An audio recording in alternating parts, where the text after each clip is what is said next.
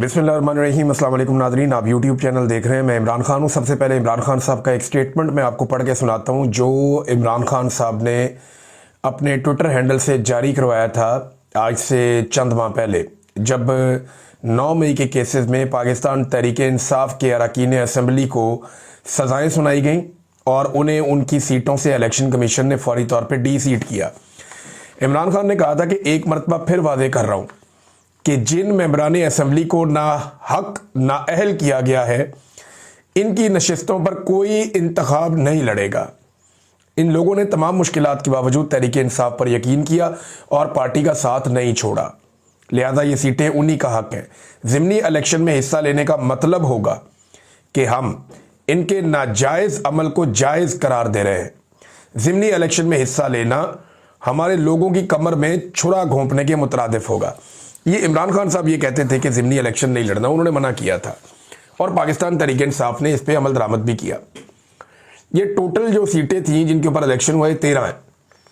इनमें से एक सीट ऐसी है जहां पे पाकिस्तान तहरीक इंसाफ का MNA इंतकाल कर गया, मियां अजहर साहब, और उनकी जगह पे इलेक्शन होना था। वहां अगर पाकिस्तान तहरीक इंसाफ ने इलेक्शन लड़ा लाहौर की सीट पे तो वो एक जायज़ कदम था, लेकिन वहां पे भी बाइकआउट किया जा सकता था, ये जानते हुए कि ये एस्टेब्लिशमेंट और निज़ाम किसी सूरत भी मौजूदा हालात में लेवल प्लेइंग फील्ड नहीं देगा, यह जायज़ इलेक्शन नहीं होने देगा। हरीपुर का इलेक्शन पाकिस्तान तहरीक इंसाफ ने इस सोच के साथ लड़ा कि जो ज़्यादती पंजाब में की जा सकती है, हम यहाँ पे एक नई मिसाल कायम कर सकते हैं। एक जनाब सियासी माहौल बना देंगे, हम बताएंगे देखें हमने यहाँ पे जलसे भी होने दिए, जुलूस भी होने दिए, और ये तो सीट हम बड़े आराम से जीत भी जाएंगे। तो पाकिस्तान तहरीक इंसाफ से एक बड़ी फाश गलती हुई है। ये बड़ी गलती है। अगर तो पाकिस्तान तहरीक इंसाफ ने इस इलेक्शन को लड़ना था हरीपुर वाले को, तो फिर तहरीक इंसाफ को हर हाल में ये इलेक्शन जीतना भी था। देखिए, एक ये मिथ थी कि तहरीक इंसाफ ने खैबर पख्तूनख्वा में एस्टेब्लिशमेंट के गले पर या फौज के गले पर अंगूठा रख के, मिलिट्री एस्टेब्लिशमेंट के, कि जनाब ये इलेक्शन आप हमारा चोरी नहीं कर सकते। तो पंजाब में इलेक्शन लोग अपना रिजल्ट नहीं ले सके और खैबर पख्तूनख्वा में लोगों ने अपना रिजल्ट ले लिया बंदूक के जोर के ऊपर, तो फिर कल भी ले लेते। यानी अगर बंदूक के जोर पे रिजल्ट लिया है या ताकत के जोर पे लोगों ने रिजल्ट लिया है तो फिर कल भी ले लेते। जो मुझे समझ आ रही है ना इस सारे खेल के अंदर, वो ये आ रही है कि अगर एस्टेब्लिशमेंट 2024 में भी यही करती तो खैबर पख्तूनख्वा में भी पाकिस्तान तहरीक इंसाफ की हुकूमत ना होती। उस वक्त जो एस्टेब्लिशमेंट की हिकमत अमली है उसमें यह नहीं था कि खैबर पख्तूनख्वा भी पाकिस्तान तहरीक इंसाफ से छीना जाएगा, वरना ऐसा ढोंग और 2 नंबर और फ्रॉड इलेक्शन तब भी किया जा सकता था। लेकिन उन्होंने मैनेज किया कि आहिस्ता आहिस्ता करते हैं। उन्होंने पंजाब छीना, बलूचिस्तान छीना, सिंध छीना, उसके बाद बड़े तरीके से उन्होंने उससे पहले जो है वो आज़ाद कश्मीर छीना, फिर उसके बाद उन्होंने गिलगित बल्तिस्तान भी छीना। तो बड़े तरीके से एस्टेब्लिशमेंट चली और खैबर पख्तूनख्वा पाकिस्तान तहरीक इंसाफ को दिया गया ताकि ये सारे वहां पे एंगेज हो जाएं। और उस वक्त अगर पाकिस्तान तहरीक इंसाफ ने अपनी ताकत के बलबूते पे, जिस वक्त कोई उम्मीदवार ग्राउंड पे मौजूद ही नहीं था, देखिए उम्मीदवार भी नहीं थे, उनके रिश्तेदार भी भागे हुए थे, लेकिन अवाम ने रिजल्ट ले लिया, तो वो जो रिजल्ट लिया वो सिर्फ ताकत के बलबूते पे नहीं था, एस्टेब्लिशमेंट के दिमाग में भी शायद ये था कि यहां पे हम अभी वो नहीं कर सकते, पूरे मुल्क में कर दिया तो कोई नया मुसीबत ही ना बन जाए। इलेक्शन जो है उसको तस्लीम भी तो करवाना था सबसे बड़ी पॉलिटिकल पार्टी से। इसको समझे आप बात को।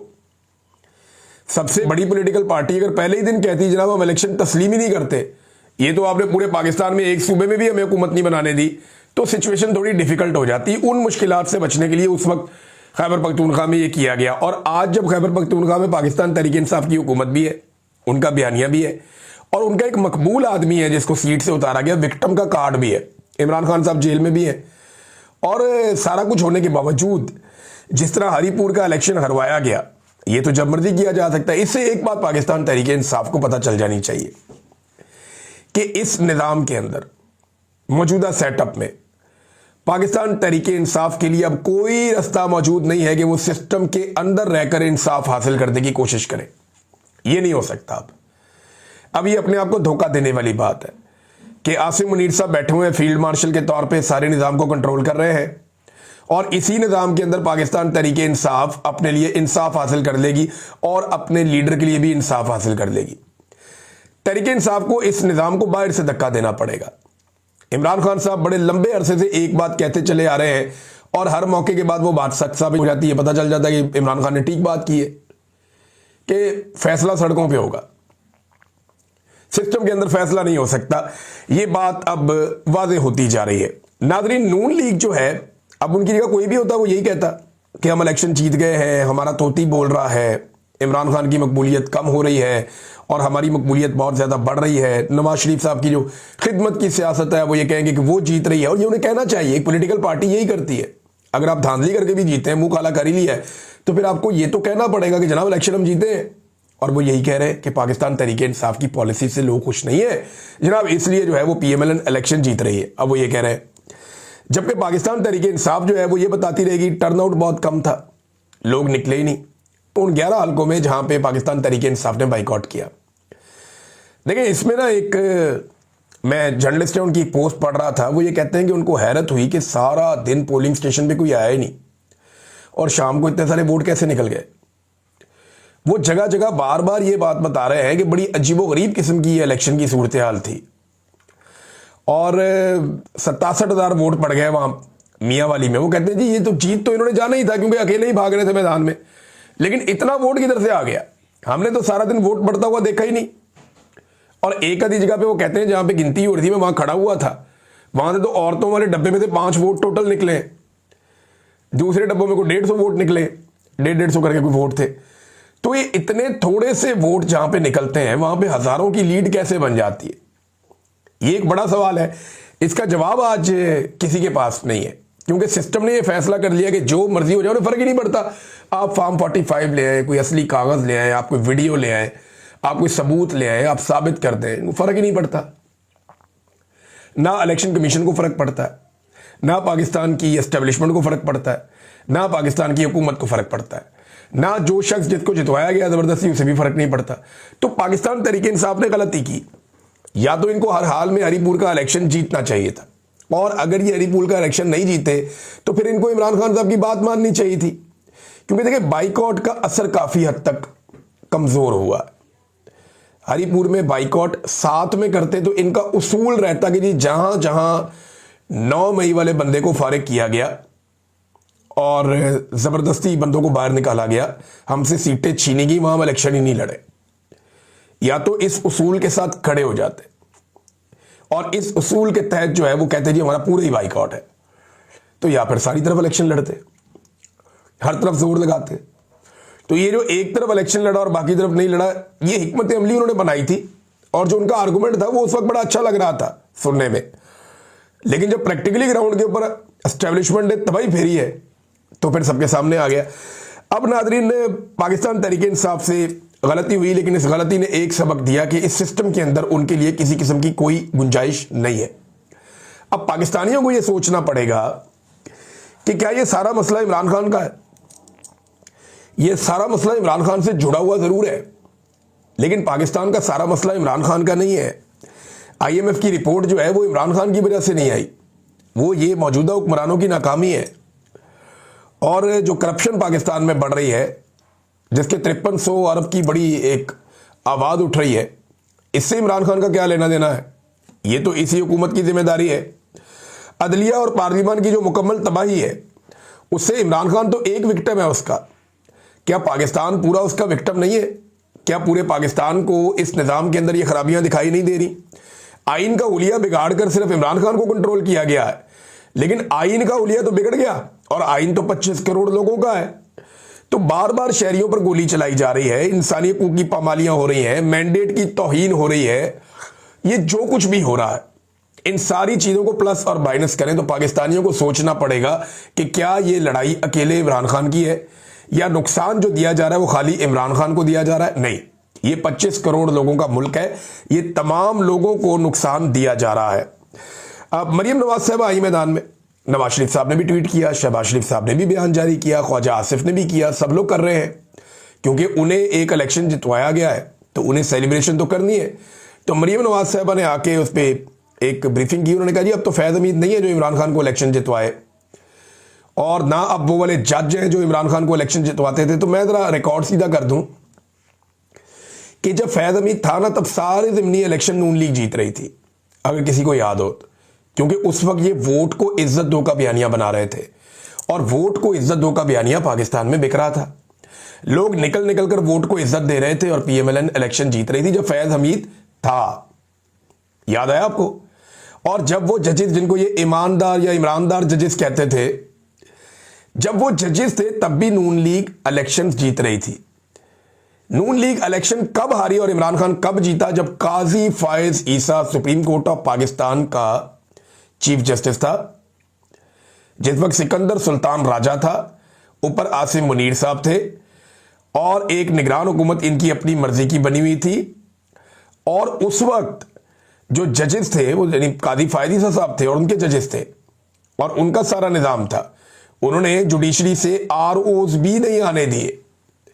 ये भी किया गया इस मरतबा इलेक्शन के अंदर। और जनरल फैज भी नहीं था उस वक्त, तो आसिम मुनीर थे, नदीम अंजुम थे। तो उस वक्त पाकिस्तान तहरीक इंसाफ 8 फरवरी 2024 को इलेक्शन कैसे जीत गई? सवाल ये पैदा होता है। तो इमरान खान साहब इलेक्शन तब जीतना शुरू हुए, या उनकी मकबूलियत उस वक्त अरूज पे गई जब उन्होंने एस्टेब्लिशमेंट के साथ एक लड़ाई लड़ी और उन्होंने कहा जी ये 2 नंबरी बंद करें।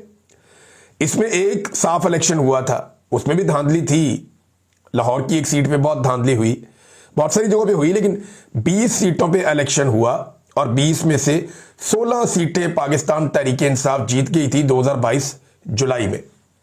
17 जुलाई 2022 आपको याद होगा। नून लीग पूरे पंजाब में सिर्फ 4 सीटें जीती थी, 20%। ये उनकी हालत रह गई थी पंजाब के अंदर। ये था शफाफ इलेक्शन। या 8 फरवरी 2024 का इलेक्शन का अगर असल रिजल्ट देखा जाए तो 17 सीटें नून लीग की थी। अब उन्हें सादा अक्सरियत दे दी गई है। पीपल्स पार्टी की भी खटिया खड़ी हो गई, यानी पीपल्स पार्टी के पास जो कुछ था वो अब उनके पास बस ऐसे ही रहेगा। इसी नौकरी पे उन्हें काम करना पड़ेगा। जब उन्हें कहा जाएगा उन्हें 28वीं आईनी तरमीम के लिए भी आना पड़ेगा, और 28वीं आईनी तरमीम की तैयारी मैंने आपको कहा कि सेलिब्रेशन के फौरन बाद वो अब शुरू होने वाली है। और इस आईनी तरमीम के जरिए से जो सूबों का हक है उसे मारा जाएगा। सूबों के पास जो खुद मुख्तारी मौजूद है सूबाई, उसको कम किया जाएगा और बहुत सारी चीजें वफाक के कंट्रोल में चली जाएगी, ताकि उस पर एस्टेब्लिशमेंट अपनी मनमानी से चीजें चला सके। नाजरीन, सलमान अकरम राजा साहब के खिलाफ आपको याद होगा कि ओन चौधरी इलेक्शन जीत गए थे। ये मुझे ये इलेक्शन बहुत अजीब नहीं लग रहा हरीपुर वाला। बाबर नवाज के तो फिर भी वोट थे ना। यानी आपको मैं यहां पे एक डाटा दिखाता हूं, ये बड़ा इंटरेस्टिंग है। ये जरा डाटा देखें किस किस किस्म का जादू ये लोग करते हैं। ये आम इंतखाबात जब हुए 8 फरवरी 2024 को, तो इसी NA 18 हरीपुर में जो वोट पड़े थे वो लगभग 50% पड़े थे। 49.88%, लगभग आधे लोगों ने वोट डाला था। और उस वक्त बाबर नवाज को 1,12,399 वोट मिले थे, यानी 1,12,000 वोट मिले थे बाबर नवाज को, नून लीग के उम्मीदवार को, जब आधे लोगों ने वोट डाला था 49% लोगों ने। अब जनाब ज़िमनी इंतखाबात में वोटिंग की शरह 11% मजीद कम हो गई और 38.79% रह गई। मगर उसी बाबर नवाज के, यानी वोटर कम हो गए, परसेंटेज कम हो गई, लेकिन बाबर नवाज को 1,63,996 वोट, यानी 51,000 ज्यादा वोट पड़ गए पहले से। यानी वोट डालने वालों की परसेंटेज कम हो गई और इनके वोट 51,000 बढ़ गए। यानी वहां 11% की कमी, यहां 50% का इजाफा। ये ऐसा इलेक्शन जो है ना, इस किस्म का जादू पाकिस्तान में ही होता है।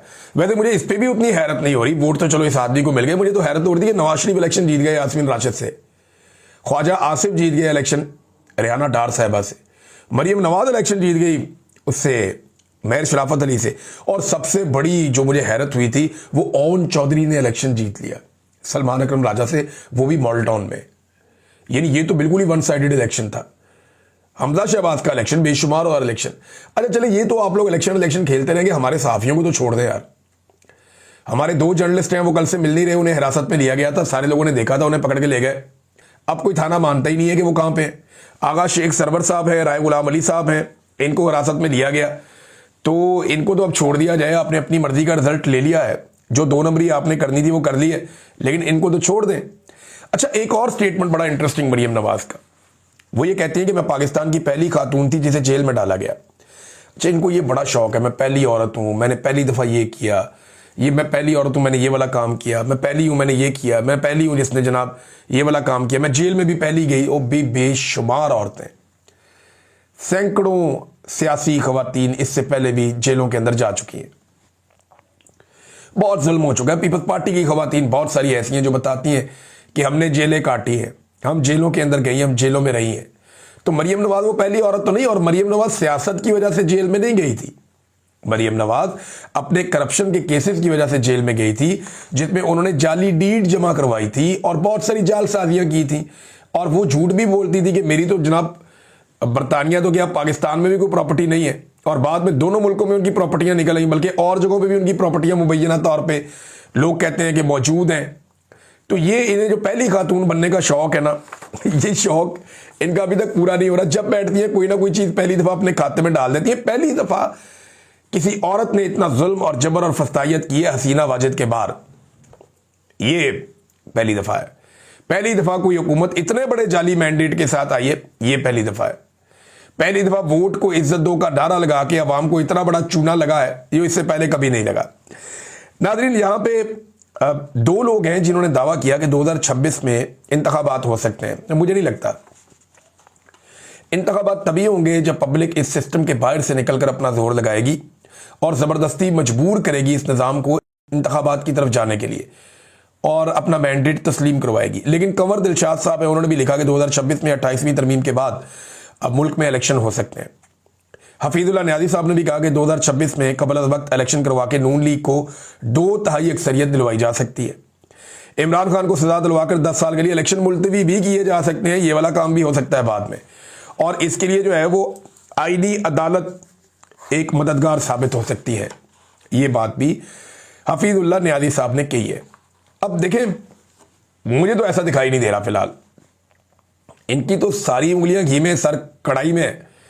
पीपल्स पार्टी का जब मर्जी बाजू मरोड़ के उनसे एक और तरमीम करवा लेंगे। तो 28वीं आईनी तरमीम तो इन्होंने करवानी है और उसके बाद इन्होंने चीज़ों को कंट्रोल में रखना है अपने। आसिम मुनीर साहब 2030 तक के लिए फील्ड मार्शल बनाए गए हैं, उनके पास ताहयात इस्तिस्ना भी है। अगर कोई बड़ी अवामी तहरीक खड़ी नहीं होती और कोई ऐसा रिएक्शन पब्लिक का नहीं आता जो इस निज़ाम को बहा कर ले जाए, तो उनके लिए तो बेहतर यह है कि वो टाइमली जाके आराम से 2029 में इलेक्शन करवाएं और 2029 में अपनी मर्जी की हुकूमत लाकर 2030 में फिर अपनी मर्जी का फैसला ले लें। तो उनके लिए तो इस वक्त सबसे आसान और सीधा फार्मूला ये है ना, 24 में इलेक्शन हुआ, 29 में करवाओ जाके आराम से, और 2030 तक तो वैसे ही आसिम मुनीर बैठे हुए हैं। ये अगर इनका ये मामला सारा निमट जाता है तो ये अवामी ताकत से ही कोई चीज़ तब्दील होगी, वरना नहीं होगी। अवामी राय जानने का जो वाहिद जरिया होता है इलेक्शन, वही पाकिस्तान के अंदर रोन दिया गया है। अब कोई अवामी राय कहीं नहीं है। लोग जो मर्जी कहते रहे, इससे किसी को फर्क ही कोई नहीं पड़ता। जिसको मर्जी वोट डालें, जिसका दिल करेगा उसकी हुकूमत लाकर बैठा दी जाएगी। नाज़रीन, FC हेडक्वार्टर पेशावर पे खुद को हमला हुआ है। जिस वक्त हमारा पूरा निज़ाम इलेक्शन चोरी करने में मसरूफ था, उस वक्त जब एजेंसियां अपनी कार्रवाइयां डाल रही होती हैं, तो उस वक्त FC हेडक्वार्टर पेशावर के ऊपर खुद को हमला हुआ। बड़ा अफसोसनाक वाकया। 3 हमारे जवान जो हैं, वो जब मैं ये वीडियो रिकॉर्ड कर रहा हूँ, मेरे पास अभी जो इतला है उसमें 3 जवान शहीद हुए हैं, जबकि कई जख्मी हो गए हैं। और जो हमारी एजेंसियां हैं वो इन हमलों को रोकने की बजाय, यानी खैबर पख्तूनख्वा के हालात बड़े मखदूश हैं। रोजाना की बुनियाद पर कोई ना कोई दहशतगर्दी का वाकया हो रहा है। बन्नू वाकये के ऊपर वज़ीर आला ने बताया कि मैंने IG को कहा कि फौरी तौर पे आप इसके अंदर फौज के साथ मिलकर एक्शन लें, लेकिन उन्हें मना कर दिया गया पुलिस को। उन्हें कहा जी आपकी ज़रूरत नहीं है, हम ये बन्नू वाला जो इंसिडेंट हुआ कैडेट कॉलेज में, हम इसको खुद देख लेंगे, और वहाँ पे नहीं आने दिया गया। फिर वहाँ से जो वीडियोज़ आई, लोगों ने उनका भी मजाक उड़ाया। वो अजीबोगरीब वीडियोज़ थी, वो ऑपरेशन के माहौल की वीडियोज़ लगी नहीं रही थी। मैंने अपनी लाइफ में लगभग 7 साल तक मैंने ऑपरेशन कवर किए, ऐसे ऑपरेशन जहाँ लाइव बुलेट्स चलती हैं, बम धमाके होते हैं, और मैं वहां पे मौजूद रहा। 2 दफा तो मैं बम धमाकों में जख्मी भी हुआ और अस्पताल पहुंचा बाकायदा, और कई दफा तो मैं मरते मरते बचा हूं। तो मुझे अच्छी तरह पता है कि जहां पे ऑपरेशन हो रहा हो वहां पे इस तरह की फिल्म नहीं बनाई जा सकती। इस किस्म के आप सीन नहीं फिल्मा सकते। कैमरामैन के लिए और रिपोर्टर के लिए ये मुमकिन नहीं होता। हमारे बहुत सारे लोग ड्रामास करते हैं, लेकिन नहीं, वो पता चल जाता है। लिहाजा ये जो एक पूरा सिनेरियो बना, अब उसके ऊपर सुहेल अफरीदी कह रहे हैं कि मैंने तो आईजी को कहा था जाओ, लेकिन उसकी हाजिरी कबूल ही नहीं की गई। उन्हें कहा जी ठीक है हम कर लेंगे। बहरहाल अब ये एफसी हेडक्वार्टर पेशावर के ऊपर जो अटैक हुआ है, खुदकुश जो बम्बार था, ये खुदकुश हमला है और उस बम्बार की कोई एक तस्वीर भी अब मंजर आम पे आई है। बताया जा रहा है कि जनाब ये आदमी है जिसने खुदकुश हमला किया मुबैना तौर पे। आईनी अदालत नादरीन अब तकरीबन तैयार हो गई है और इसके जो लवाजमात हैं वो अब दिए जा रहे हैं। 10 बावर्ची हैं, 15 ड्राइवर्स हैं, 20 कासिद हैं, नायब कासिद हैं, बहुत सारे 10 माली हैं, 20 के करीब स्वीपर्स हैं। दनादन ज़बरदस्त अवाम का बजट अब लगाया जाएगा आईनी अदालत पे। और आईनी अदालत ने क्या देना है कौम को? आइन की तशरीह करनी है, तो आइन ही नहीं मौजूद तो आइन की तशरीह के लिए अदालत की क्या ज़रूरत है? कुछ भी नहीं। नाज़रीन, एक वीडियो है, मुझे देख के बड़ा दुख हुआ। ये इस्लामाबाद की मुबैना तौर पे बताई जा रही है। कुछ लोग दावा कर रहे हैं, उनका ये कहना है कि वो ये जानते हैं कि ये थाना कौन सा है। लोही बहीर का ये दावा किया जा रहा है कुछ लोगों की जानिब से। अब ये खातून पर तशद्दुद, इनके बाल काटे जा रहे हैं, इन्हें ज़मीन पर बिठाया गया है। बज़ाहिर ऐसा बेदर्दी के साथ बाल काट रहे हैं और बाद में इनकी वीडियो भी बनाई गई। इंतहाई अफसोसनाक वाक़या है, तकलीफ़देह है। इस पर फ़ौरन एक्शन होना चाहिए और ऐसे हैवानों के लिए किसी किस्म की कोई गुंजाइश नहीं होनी चाहिए। ये तज़लील है एक खातून की। पाकिस्तान में वैसे पॉलिटिकली तो ये एक नॉर्मल चीज़ है, लेकिन मुआशरे में इन चीज़ों से बिगाड़ पैदा होता है। फौरी तौर पे जो है इस पे एक्शन होना चाहिए। इस्लामाबाद का आईजी जो है वो बड़के छड़के तो बहुत मारता है, अब इसके ऊपर वो एक्शन ले फौरी तौर पे। बड़के ही नहीं मारनी होती हैं, अपने काम भी करना होता है। अब तक के लिए इतना ही, अपना ख्याल रखिएगा, अपने इस चैनल का भी। अल्लाह हाफ़िज़।